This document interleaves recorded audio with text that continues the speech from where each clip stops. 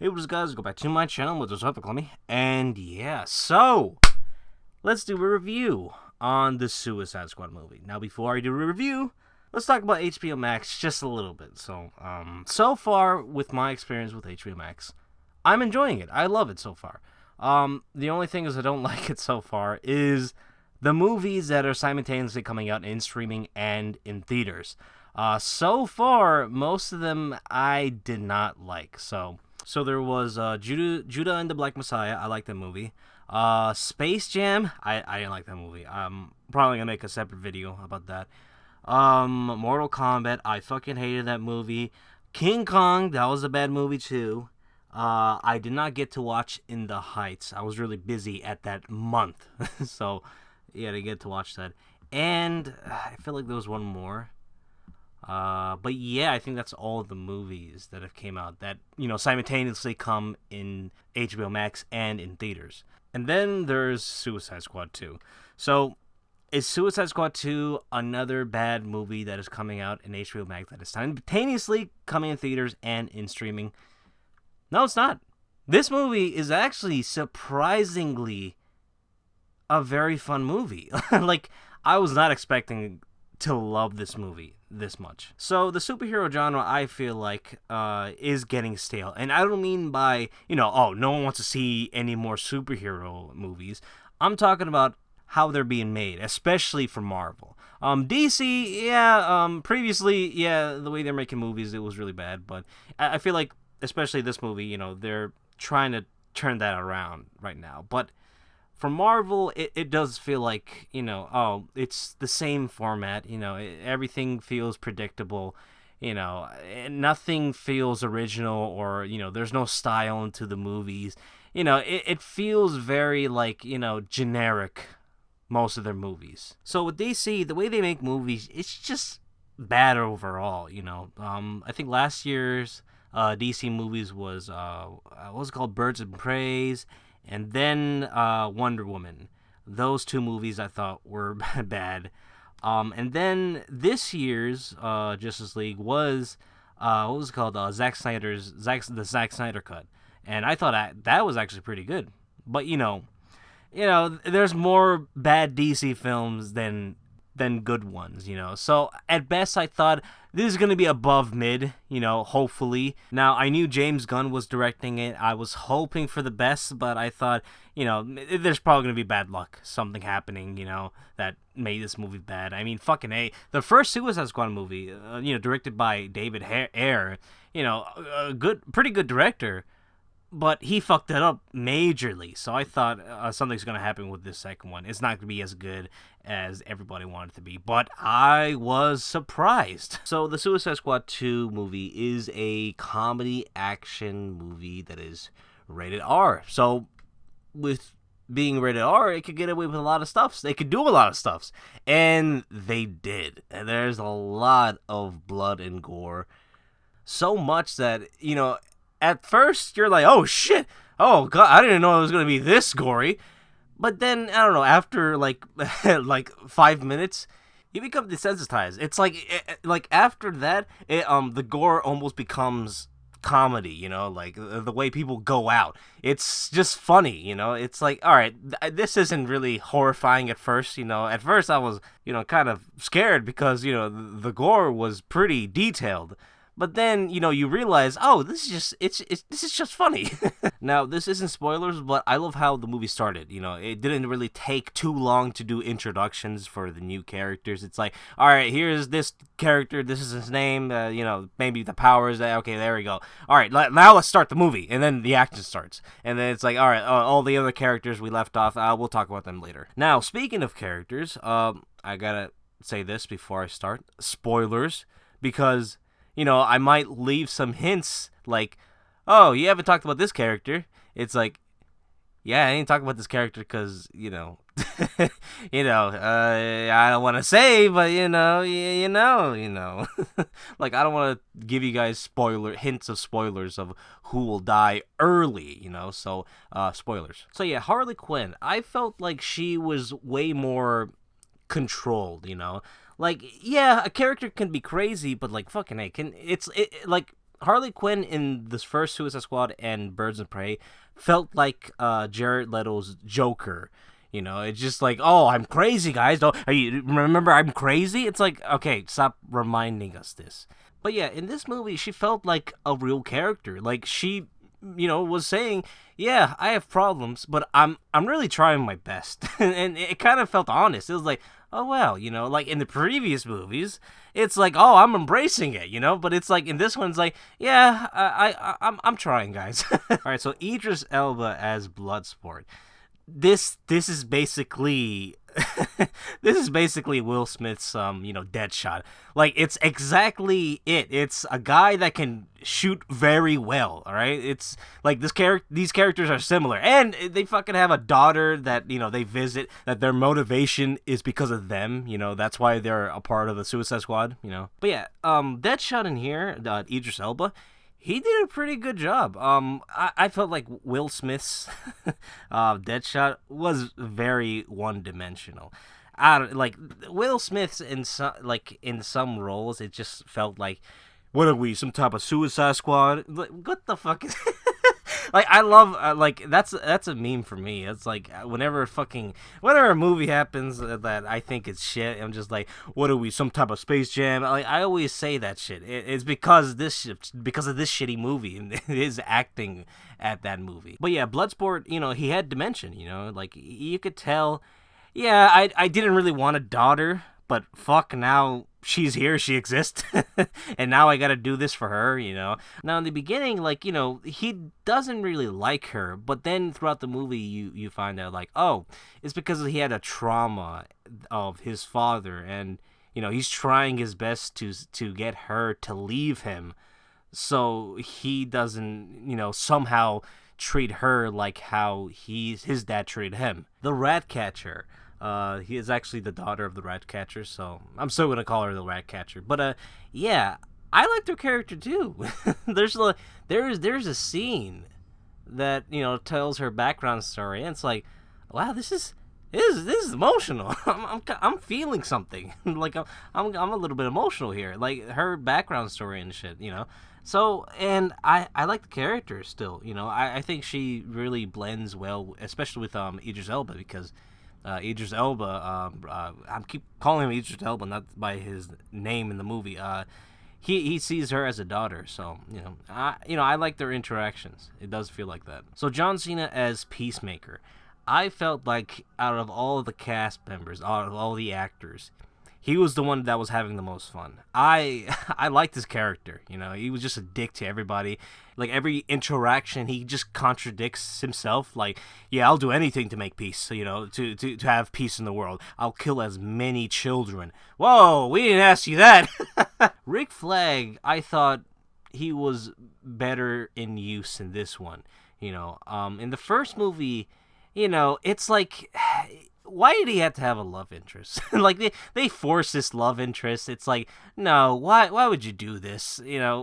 So in this movie, he had nothing like that. So he's the leader of the team, and he's just one of Amanda Waller's soldiers that she trusts to complete the mission. Now I thought, since Rick Flag isn't a part of the Suicide Squad, as in, he doesn't have a fucking chip in his head. If he, breaks protocol, he explodes. I thought, he might be safe from Amanda Waller's, bullshit choices, but no.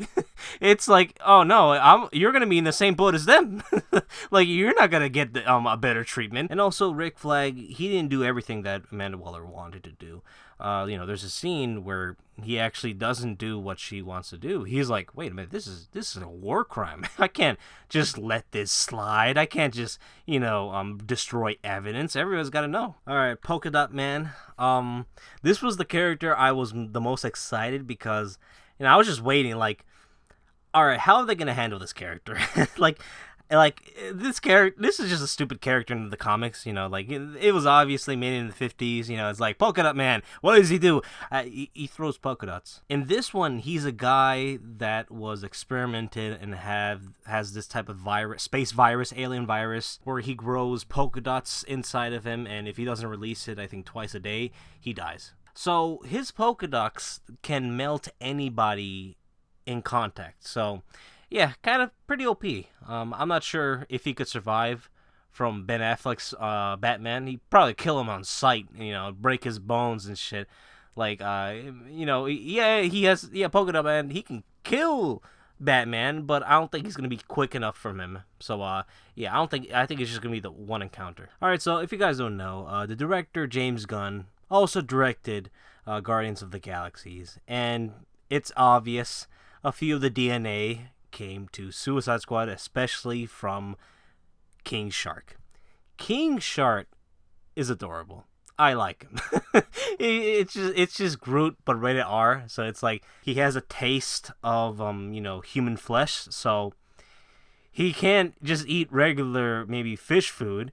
He's got to eat a person. So yeah, it's like he's adorable, but oh my fucking god, he's frightening to be around. Not if he actually likes. If he actually likes you, yeah, he will never eat you. But yeah, you better not cross him. Like, he never got his own scene, maybe talking about himself. But like sometimes you could tell like he's a lonely character, and you do feel bad for him. I feel bad for him, and I was just happy that all the other characters around him actually like him. So Amanda Waller, the actress Viola Davis, I'm probably mispronouncing that. I'm sorry, but she was great in this movie.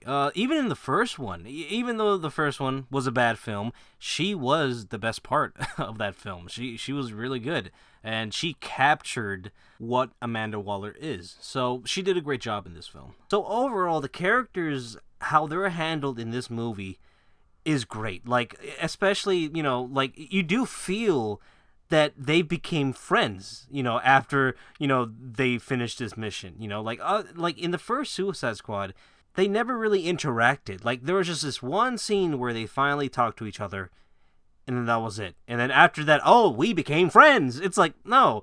In this second film, they actually interact to each other, and they talk about stuff that isn't about the mission. They talk about personal shit, or, their fears. And it felt organic. It felt natural. It didn't felt like, a director was like, oh, fuck, I forgot. Oh, man, they didn't even talk to each other. Let's have this one scene. Fucking it. I'm already like 2 hours into the movie. Let's just have this one scene where they interact with each other. And they became friends after that. No, throughout this movie, the second movie, you have a pretty strong feeling that they actually like each other. They actually like each other's company, and, most likely, they're probably going to invite them into whatever party they're going to make. Like, if one of the characters called each other family, I would actually believe that. So, yeah, that's all I gotta say. So, the story. I actually like the story. It sounds basic at the beginning. It's like, all right, you gotta go to this laboratory and destroy everything. But then throughout the story, throughout the mission, you get little hints of what this mission is, and then at the end, you found out how important this is, and maybe you shouldn't complete the mission. And I was thinking about the story, like, oh, this is kind of similar to what's happening right now with one of the conspiracies, with the quote unquote T virus. I don't want to say the C word just in case, they're still demonetizing or censoring people that say that word. But yeah, it's like with one of the conspiracy, like the lab leaks, where oh, this was made, the virus we have was made in a lab in Wuhan, China, and it was funded by America. So, like, I'm not saying that America was inventing a virus that they probably would have used as a weapon. No, I'm not saying nothing like that, all right? I'm not saying nothing like that. But, what I'm saying is this is surprisingly similar.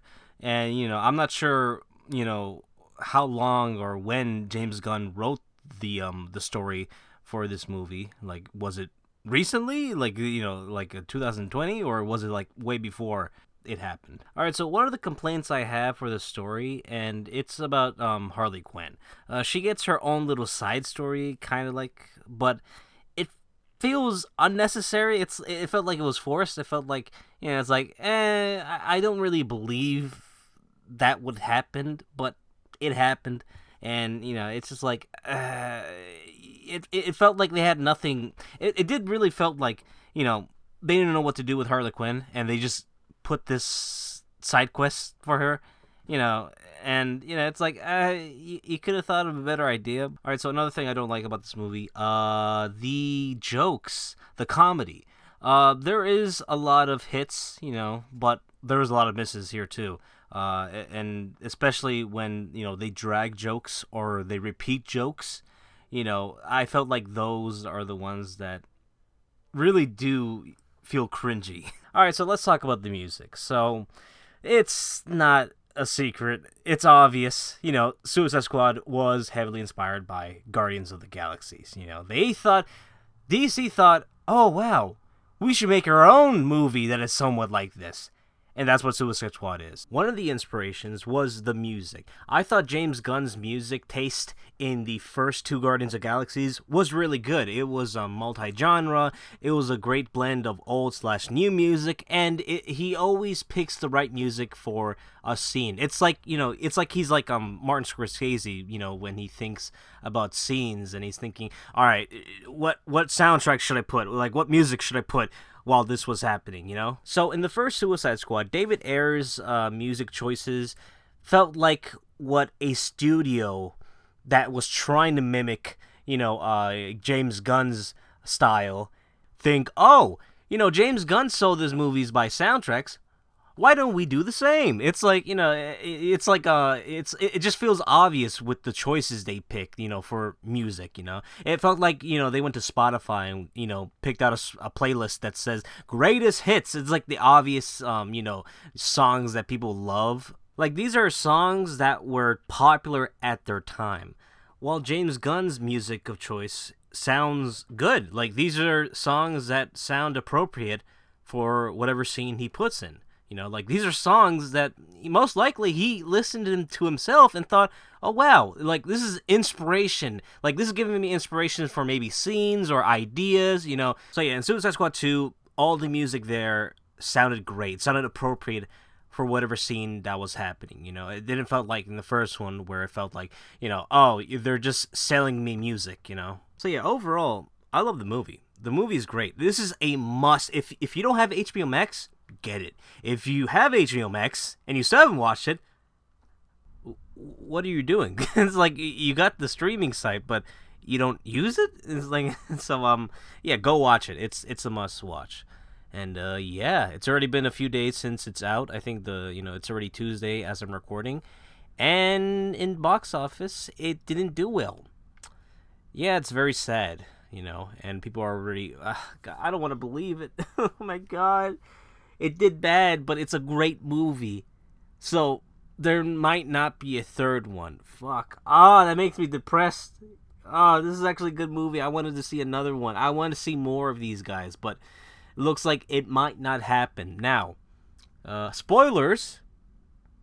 Peacemaker lived. So, since before the movie came out, I think they said there was a show coming out that is going to be with Peacemaker.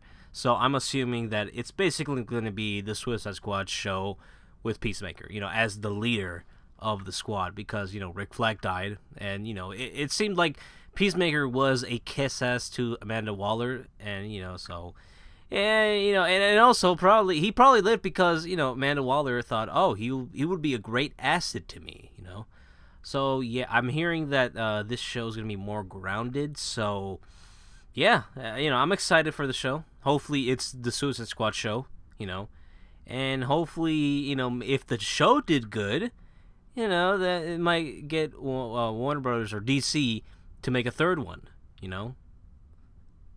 Please make a third. But yeah, that's all I gotta say. Great. This is a great movie, all right? You gotta watch it. It's a must watch, either theaters or in streaming. I would recommend streaming for your safety and your health. But I would also recommend you theaters to get the box office up, I want to see a third one. So, yeah, that's all I got to say. Hope you guys enjoyed this video. Like, comment, subscribe. Follow my Twitch and Twitter. Twitch and Twitter. Hope you guys enjoyed the video. And I'll see you later. Bye.